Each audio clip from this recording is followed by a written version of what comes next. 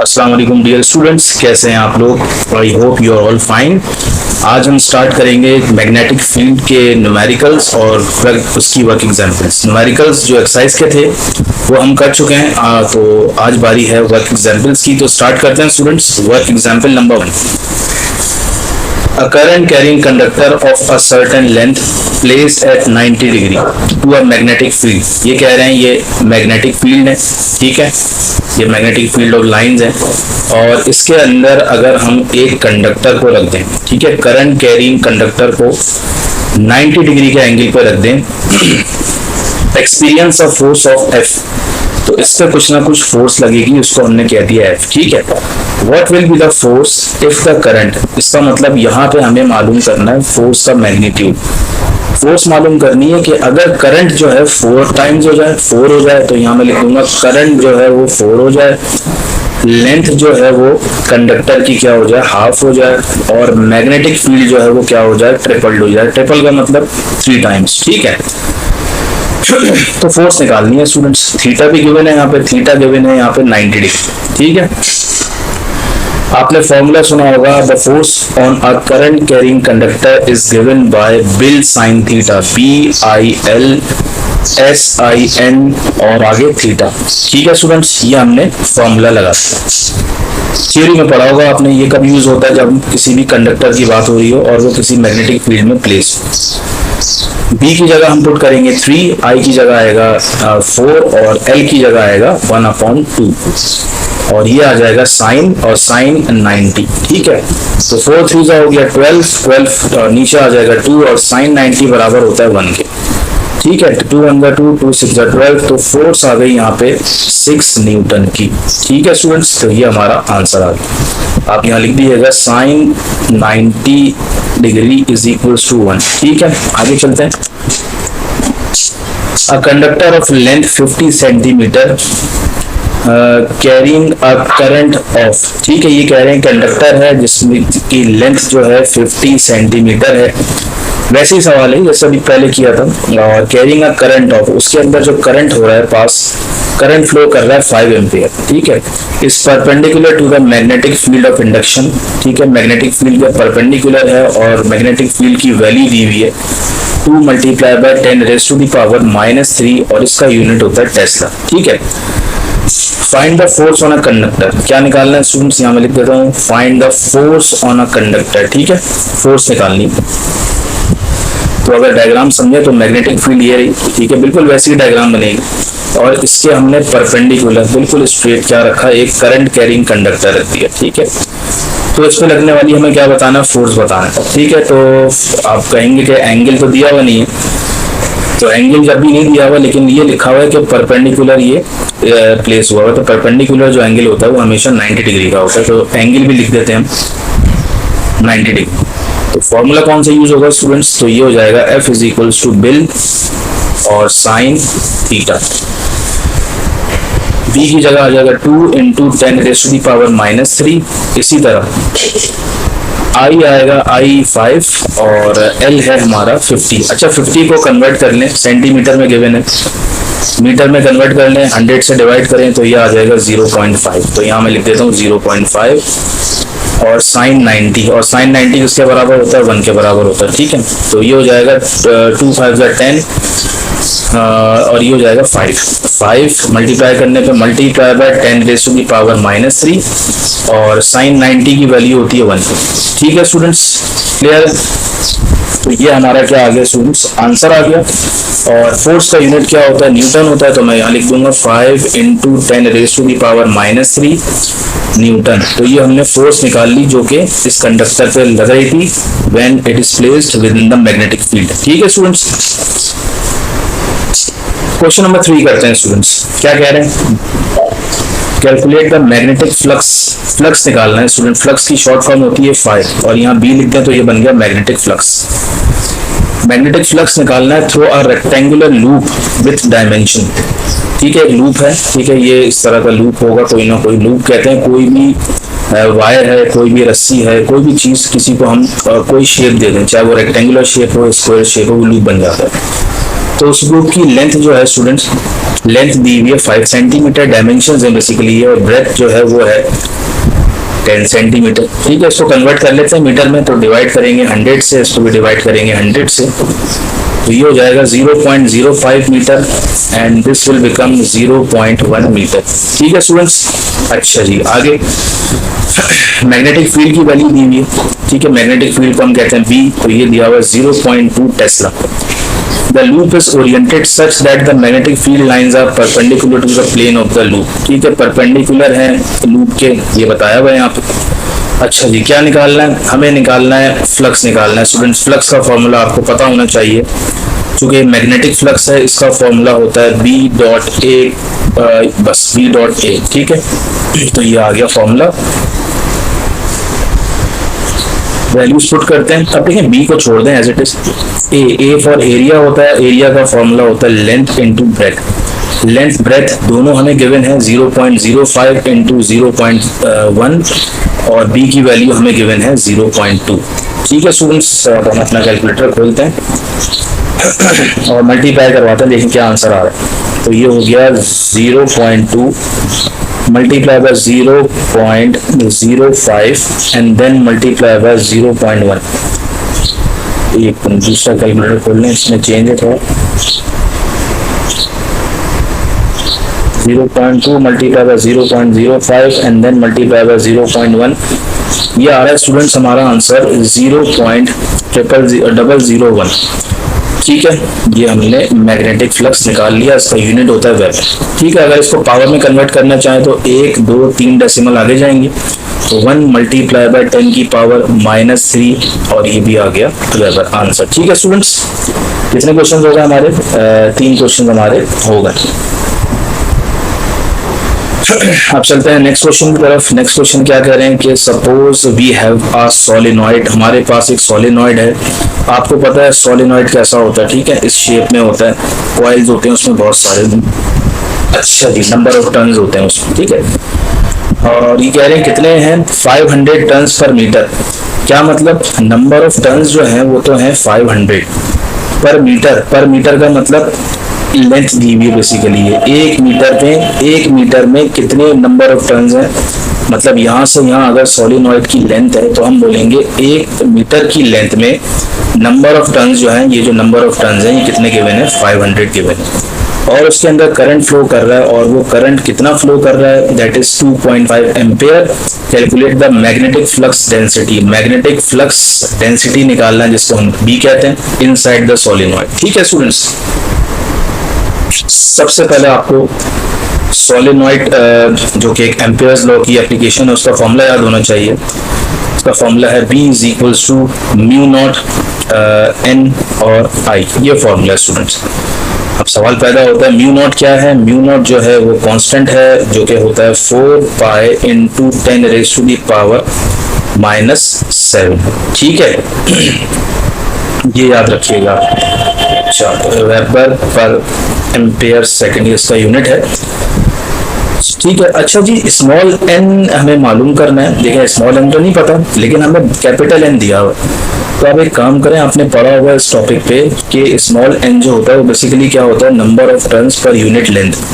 मतलब 1 मीटर की लेंथ में कितने नंबर ऑफ टर्न्स हैं, उसको हम कहते हैं स्मॉल एन। ठीक है, अब वैल्यूज पुट करते हैं। 4 pi into 10 raise to the power -7, ये म्यू नॉट की वैल्यू आ गई। अच्छा जी, आगे क्या कह रहे हैं? एन की जगह 500 है मीटर और लेंथ तो 1 है, तो 1 नीचे ना भी लिखें तो कोई फर्क नहीं पड़ेगा। और करंट है 2.5। इसको सॉल्व करते हैं स्टूडेंट्स और देखते हैं आंसर क्या आ रहा है। बल्कि एक काम करें, पाई की वैल्यू भी पुट कर दें। 3.141 ये पाई की वैल्यू है। ठीक है students, and then multiply by 10 की power -7 multiply by 500 multiply by 2.5। तो हम करते हैं इसको 4 into 3.141 then multiply by 500 and then with 2.5। तो ये आ रहा है 15,705। ठीक है, और पावर है 10 की पावर -7। अब देखिएगा स्टूडेंट्स, पॉइंट तो यहाँ लगा हुआ है, कहीं नहीं होता तो लास्ट में होता है। अगर मैं इसको 1 2 3 और 4 डेसिमल बदलाऊं तो ये हो जाएगा 1.57 इंटू 10⁻⁻⁷ तो पहले था, तो मैं 4 दफा पीछे गया हूँ, तो ऐड हो जाएगा +4, तो ये हो जाएगा 1.57 10⁻⁻3। ठीक है, और मैग्नेटिक फील्ड का यूनिट होता है टेस्ला। स्टूडेंट्स आपका बुक में आंसर गलत दिया हुआ है, एग्जाम्पल में आंसर क्वेश्चन नंबर 4 और 5 का गलत दिया हुआ है। ठीक है, तो वो आंसर गलत है, ये आंसर सही है। और इसको मजीद सॉल्व करना चाहें तो ये हो जाएगा 1.57 और 10⁻³ बेसिकली क्या होता है, मिली होता है, और आगे टेस्ला, तो ये दोनों आंसर हैं। ऊपर वाला आंसर टेस्ला में है और नीचे वाला आंसर हमने मिली टेस्ला में दे दिया। ठीक है, दोनों में आसानी हो जाएगी। अच्छा जी, next, suppose we have a toroid. अभी बात हुई थी स्टूडेंट्स किसकी, सोलेनॉइड की, अब बात होगी टॉरॉइड की। टॉरॉइड कैसा होता है, इस तरह का सर्कुलर होता है। ठीक है, और उसमें नंबर ऑफ टर्न्स जो है वो कितने दिए हुए, नंबर ऑफ टर्न्स दिए हुए 1000, और उसके अंदर करंट फ्लो कर रहा है वो है 3 एम्पियर्स। ठीक है, the toroid has a circular cross section area, area भी दिया हुआ। ठीक है, रेडियस है basically, cross sectional with radius, radius दिया हुआ। ठीक है, रेडियस है 0.1 metres. Calculate the magnetic flux density, वैसे ही सवाल है जैसे आपने सोलेनॉइड के लिए निकाला था।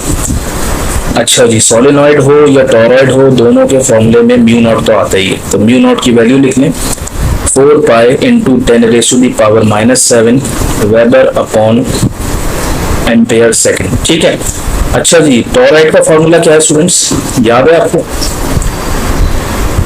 टॉरॉइड का फॉर्मूला होता है mu naught capital NI upon 2 पाई R। ठीक है, वैल्यूज पुट करते हैं।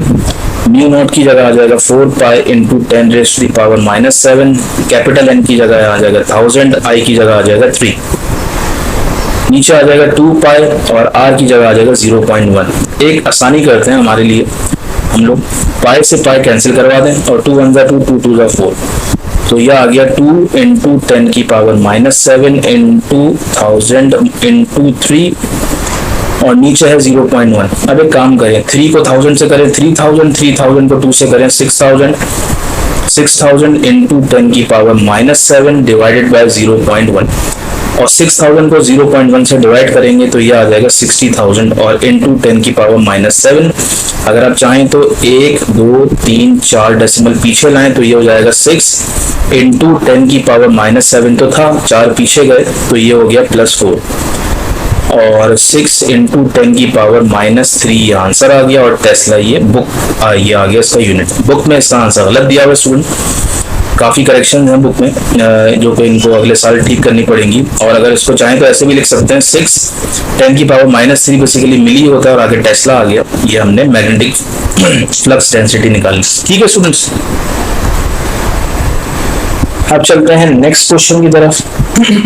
क्या है next question students? Next question basically जो है वो गैल्वेनोमीटर से रिलेटेड है। ठीक है स्टूडेंट्स, हम इसको सॉल्व करने की कोशिश करते हैं। डेटा बना लेते हैं पहले।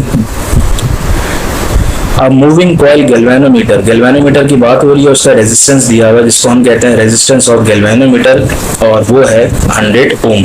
ओम की जगह आप ओमेगा भी बना सकते हैं। Is used as an ammeter. ठीक है, ये galvanometer as an ammeter use हो रहा है, और जब भी आपको पता है गैल्वेनोमीटर को एमीटर में कन्वर्ट करते हैं तो हम शंट रेजिस्टेंस लगाते हैं।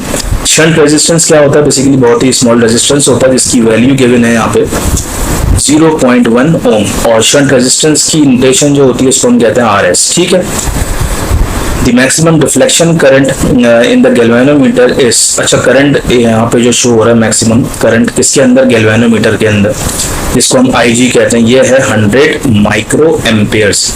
कन्वर्ट कर लेते हैं एम्पियर में, 100 इंटू 10⁻⁻6 एम्पियर्स। माइक्रो का मतलब क्या होता है स्टूडेंट्स? 10⁻⁻6। अच्छा जी, find the current in the circuit. Current निकालना है, सिंपल करंट को हम I कहते हैं।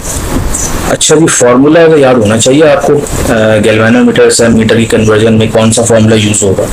ठीक है, फॉर्मूला मैं लिख रहा हूँ आपके सामने, देख लें इसको। ये हो जाएगा RS is equals to RG IG upon I minus IG।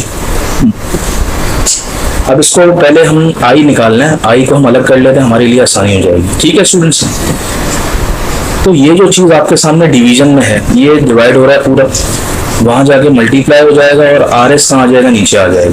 तो ये हो जाएगा I minus IG is equals to R G I G और डिवीजन में आ गया आर एस। हमें आई अलग करना है, आई के साथ आई जी माइनस हो रहा है, तो वहां जाके ये हो जाएगा are G I ji upon R S, तो पहले से लिखा हुआ था, वहां पे जाके आई जी हो गया प्लस, तो ये हो गया आई जी। क्लियर है, यहां तक समझ में आ गया? अच्छा जी, अब ये दो टर्म्स आ गई, ये टर्म्स आ गई, ये टर्म आ गई, दो टर्म्स हैं, इसमें से कॉमन आ रहा है आई जी, तो हम लिखेंगे I is equals two common ले लिया हमने आई जी, कॉमन का मतलब दोनों जगह एक ही चीज होनी चाहिए। अंदर रह गया R G upon R S, ठीक है, क्योंकि ये आई जी तो खत्म हो गया, हमने बाहर कॉमन ले लिया, प्लस अब आई जी की जगह क्या आएगा, आई जी तो हमने बाहर ले लिया, तो आई जी अंदर थोड़ी रहेगा, अंदर हो जाएगा 1। वैल्यूज पुट करते हैं, आई जी की जगह आएगा 100 into 10 raise to the power -6। इसी तरह आर जी की जगह आएगा 100 और आर एस की जगह आएगा 0.1। ठीक है स्टूडेंट्स, +1 और 100 को 0.1 से आप डिवाइड करें तो ये हो जाएगा 1000 एंड देन +1। अच्छा जी, और यहाँ चल रहा है 100 इंटू 10 की पावर -6, तो 1000 + 1 कितना हो गया, ये हो जाएगा 1001 और ये मल्टीप्लाई किससे हो रहा है 100 into 10 raise to the power -6। ठीक है, अब 100 को 1001 से मल्टीप्लाई कराएं तो ये आपके पास आएगा 100 इंटू 10 की पावर -6। अब क्या करेंगे हम, पॉइंट कहाँ है स्टूडेंट्स, पॉइंट है हमारे पास 0 के बाद, तो 1 2 3, अगर हम 3 डेसिमल पीछे जाएं तो ये हो जाएगा 100.1 इंटू 10 की पावर -6, तो थी पीछे गया तो +3 हो गई, तो मैं इसको यहाँ लिख रहा हूँ स्टूडेंट्स, नज़र आ रहा होगा आपको, 100.1 इंटू 10 की पावर -3, ये एम्पेयर्स में हमारा आंसर आ गया। और अगर आप चाहें कि एम्पेयर में नहीं लें आंसर, जो कि बुक में भी दिया हुआ है, एम्पेयर में नहीं दिया हुआ, मिली एम्पेयर में दिया हुआ है, तो 10 की power -3 basically nothing but milli ampere. ठीक है स्टूडेंट्स, ये आंसर आ गया हमारे पास, आसान सवाल था, ये हमने करंट निकाल लिया। अच्छा जी, अब कहाँ चले, अब चलते हैं नेक्स्ट क्वेश्चन की तरफ, आखिरी सवाल है हमारा, देन वर्क एग्जाम्पल भी हमारी इस चैप्टर की कंप्लीट हो जाएंगी। तो क्या कह रहे हैं, गैल्वेनोमीटर कॉइल ऑफ 40 ओम्स, ठीक है, ये रेजिस्टेंस दी हुई है बेसिकली गैल्वेनोमीटर की RG, 40 ओम की रेजिस्टेंस है, ठीक है, shows full range reflection for a current of, current भी दिया हुआ गैल्वेनोमीटर का, कितना दिया हुआ भाई, 4 मिली एम्पेयर दिया हुआ, ठीक है। 4 मिली एम्पेयर को अगर आप एम्पेयर में कन्वर्ट करना चाहें तो दो तरीके हैं, या तो आप मल्टीप्लाई करा लें 10 की पावर -3 से, या फिर आप डिवाइड करा लें 1000 से, जो सुटेबल लगे वो कर लें आप, ठीक है। तो हम आसान करते हैं अपने लिए, आसानी करते हैं, एक काम करते हैं, डिवाइड कराते हैं इसको 1000 से, ताकि आपके लिए भी आसानी हो जाए, तो ये हो जाएगा 0.004 एम्पेयर्स। क्लियर है? How can this galvanometer be converted into a voltmeter, voltmeter में कन्वर्ट करना है स्टूडेंट्स हमें, और उसकी रेंज कितनी है, वोल्टमीटर की जो रेंज है वो है कितने वोल्ट, 0 से लेके 12, तो हम लिखेंगे मैक्सिमम वोल्टेज जो है 12 वोल्ट, ठीक है, इसमें कन्वर्ट करना है। तो कैसे सॉल्व होगा स्टूडेंट्स, तो हमें निकालना क्या है स्टूडेंट्स, पहले तो हमें ये पता होना चाहिए गैल्वेनोमीटर जो है वोल्ट मीटर में कन्वर्ट कैसे होता है। तो आपको पता है हाई रेजिस्टेंस हम लगाते हैं, गैल्वेनोमीटर जब एम्पेयर मीटर में कन्वर्ट हो रहा था तो हम स्मॉल रेजिस्टेंस लगाते थे शंट, अब चूंकि यहाँ हाई रेजिस्टेंस लगेगी, हाई रेजिस्टेंस की शॉर्ट फॉर्म हम यहाँ ले लेते हैं RX, बुक में भी आपके आई थिंक RX ली हुई। तो फॉर्मूला क्या है, फॉर्मूला यूज होगा यहाँ पे conversion of galvanometer into voltmeter वाला, वो है RX is equals to V upon IG minus RG, ये आसान फॉर्मूला है। ये 12 आ गया और नीचे आ जाएगा IG है 0.004 माइनस RG कितना है, RG है 40, ठीक है। कैलकुलेटर निकालते हैं, देखते हैं क्या आंसर आ रहा है हमारा। तो 12 को डिवाइड अगर मैं कराऊं 0.004 से, तो ये आ जाएगा 3000 और 3000 में से 40 जाएंगे तो 2960 हमारा आंसर आ गया, ठीक है। ये हमने रेजिस्टेंस निकाल ली, ये बेसिकली हाई रेजिस्टेंस है और जिसका यूनिट यहाँ पे हो जाएगा ओम, ठीक है स्टूडेंट्स। तो इस तरह हमने अपने तमाम जो वर्क एग्जाम्पल थी मैग्नेटिक फील्ड्स की चैप्टर नंबर 19 ये कंप्लीट की। मिलते हैं नेक्स्ट वीडियो में, टिल देन अल्लाह हाफिज।